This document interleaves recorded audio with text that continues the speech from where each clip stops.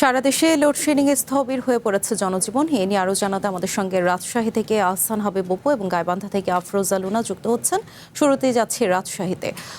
Apu, load shedding এর কারণে শিল্প কারখানায় কি ধরনের প্রভাব পড়ছে জানাবেন, এছাড়া এ নিয়ে আসলে ব্যবসায়ীরা কি বলছেন সে বিষয়টিও জানাবেন।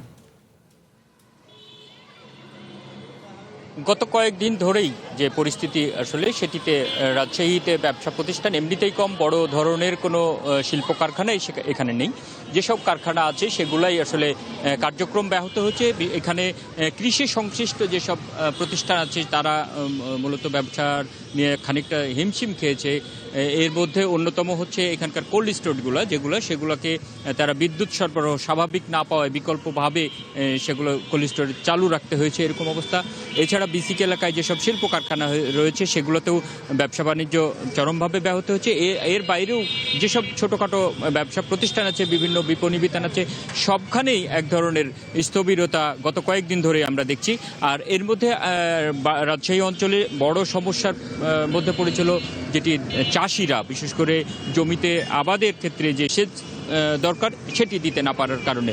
তবে আজকে এই মুহূর্তে যদি আমি বলি তাহলে একটু ভালো খবর দিতে হয়, কারণ আজকে সকাল থেকে পরিস্থিতিটা অনেকটাই ভালো দেখা গেছে। গত কাল পর্যন্ত, গত রাতেও যে পরিস্থিতিটা ছিল রাজশাহীতে, আজকে সারাদিনের চিত্রটা খানিকটা ভিন্ন। এই ক্ষেত্রে রাজশাহী অঞ্চলে মূলত নেসকো এবং পল্লী বিদ্যুতের মাধ্যমে যে বিদ্যুৎ সরবরাহ দেওয়া হয়, আমরা খোঁজ নিয়েছি নেসকোর পক্ষ থেকে যেটি বলা হয়েছে যে রাজশাহী এবং রংপুর বিভাগ মিলিয়ে যেটি উত্তরাঞ্চলে আজকে যে 487 মেগাওয়াট বিদ্যুৎ যেটি চাহিদা ছিল সেটি তারা পুরোপুরি পেয়েছে বলে নেসকোর প্রধান প্রকৌশলী আমাকে জানিয়েছে।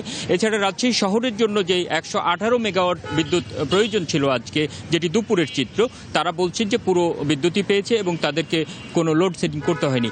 এছাড়া পল্লী বিদ্যুতের জন্য 60 মেগাওয়াট বিদ্যুৎ রাজশাহীর জন্য দরকার, সেটি তারা বলছেন যে গতকালকে থেকে আজকে পর্যন্ত তারা চাহিদা অনুযায়ী বিদ্যুৎ পেয়েছে, অর্থাৎ কোনো ধরনের লোডশেডিং করতে হয়নি। এরপরও কোনো কোনো জায়গায় আমরা যেটি দেখেছি কিছু সময়ের জন্য বিদ্যুৎ চলে গেছে এবং মানুষ ভোগান্তির মধ্যে পড়েছে। এই বিষয়টি জানতে চাইলে নেসকোর কর্মকর্তারা যেটি বলছেন যে চাহিদা অনুযায়ী তারা বিদ্যুৎ পাচ্ছে, তবে কোনো কোনো জায়গায় হয়তো কোনো কারিগরি ত্রুটির কারণে কখনো কখনো বিদ্যুতে বিভ্রাট ঘটেছে। এই কারণে হয়তো সেটি সমাধান করার জন্য সেই কিছুটা সময়ের জন্য বিদ্যুৎ গেছে হয়তো। তবে সার্বিকভাবে পরিস্থিতি ভালো বলছেন এবং নেসকোর পক্ষ থেকে, পল্লী বিদ্যুতের পক্ষ থেকে বলা হচ্ছে, যেটি আশা করা হচ্ছে যে এই পরিস্থিতিটা আসলে উন্নতি হবে এবং আগামী সময়ে হয়তো সেই রকম ভয়ঙ্কর আর পরিস্থিতি নাও আসতে পারে, এমনটাই তারা আশা করছেন। বিলাসী, অসংখ্য ধন্যবাদ অপু। এবার একই বিষয়ে জানতে চলে যাচ্ছি গাইবান্ধায়।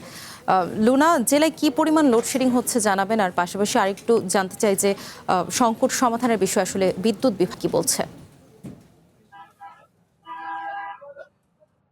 হ্যাঁ বিলাসী, আপনাকে ধন্যবাদ। আপনি জানেন হয়তো যে গত বেশ কিছুদিন ধরে গাইবান্ধায় ঘন ঘন লোডশেডিং এ শুধু বাড়িঘরের বিদ্যুৎ এবং ফ্যানই বন্ধ হচ্ছে না, এর প্রভাব পড়েছে মানুষের কর্মজীবনে এবং স্থানীয় অর্থনীতিতে ব্যাপক প্রভাব পড়েছে। যার ফলে যে ক্ষুদ্র এবং মাঝারি যে শিল্প কারখানা রয়েছে গাইবান্ধায়, তার মধ্যে উল্লেখযোগ্য একটি গাইবান্ধার গোবিন্দগঞ্জের হোসিয়ারি পল্লী, যেখানে 30,000 শ্রমিক কিন্তু কাজ করে এবং এখানে 10,000 মেশিন একসঙ্গে চালু হয়ে থাকে আর কি। সেখানে এই ঘন ঘন লোডশেডিং এর কারণে কিন্তু যেমন শ্রমিকদের কর্মঘণ্টা নষ্ট হচ্ছে, আমি একটু আপনাকে ঘুরিয়ে দেখাই, তেমনি তারা কিন্তু সময় মতো এই পণ্যগুলো তুলতে পারছে না, কাজ করতে পারছে না এবং ডেলিভারিও দিতে পারছে না। এবং এদিকে যদি বলি যে লোডশেডিং এর কারণে আসলে বিশেষ করে রাতের বেলা আহ বিদ্যুৎ চলে যাওয়ার কারণে শিক্ষার্থীদের যেমন পড়াশোনায় ব্যাঘাত ঘটছে, তেমনি কিন্তু শিশু, বয়স্ক, প্রসূতি মা এবং যারা রোগী রয়েছেন তারা কিন্তু চরম বিপাকে রয়েছে। বিশেষ করে হাসপাতালের অবস্থা আরো খারাপ। রোগীর সঙ্গে যে আত্মীয়-স্বজনরা, রোগীর স্বজনরা রয়েছে তারাও কিন্তু চরম দুর্ভোগের মধ্যে দিন কাটাচ্ছে। এবং আমি যদি বলি যে গাইবান্ধায় বিদ্যুৎ চালিত যে ব্যবসা প্রতিষ্ঠানগুলো রয়েছে, যেমন ইন্টারনেট এবং বিভিন্ন খাবারের দোকান, রেস্টুরেন্ট, সেগুলো কিন্তু চরম বিপাকে পড়েছে। তারা তাদের মালামাল ফ্রিজে প্রিজার্ভ করতে পারছেন না এবং এতে তাদের ব্যবসার অনেকটা লস হচ্ছে। এবং যদি বলি যে গাইবান্ধায় যে কৃষি নির্ভর জেলা গাইবান্ধা, কৃষিতে এর ব্যাপক প্রভাব পড়েছে। বিভিন্ন রকম যে কৃষি যন্ত্রপাতি এবং সেচ কিন্তু তারা সময় মতো দিতে পারছে না। তবে পল্লী বিদ্যুৎ এবং আমার পিজিবির সঙ্গে কথা হয়েছে। তারা বলেছেন যে অচিরেই এই বিদ্যুৎ ঘাটতি তারা পূরণ করতে সক্ষম হবেন এবং গতকাল থেকে কিছুটা পূরণ হয়েছে তাদের বিদ্যুৎ ঘাটতি। এবং পল্লী বিদ্যুৎ অফিসে আমি কর্মকর্তার সঙ্গে কথা বলেছি। তিনি বলেছেন যে গতকাল থেকে তাদের 64 মেগাওয়াট বিদ্যুৎ প্রয়োজন ছিল এবং সেটি তারা গতকাল থেকে পাচ্ছেন এবং আগামীতে এই সমস্যা হয়তো আরো সমাধান হবে বলে তিনি মনে করছেন। তো বিলাসী, এই ছিল আমার কাছে সর্বশেষ। ও গাইবান্ধার লোডশেডিং এর খবরাখবর জানছিলাম।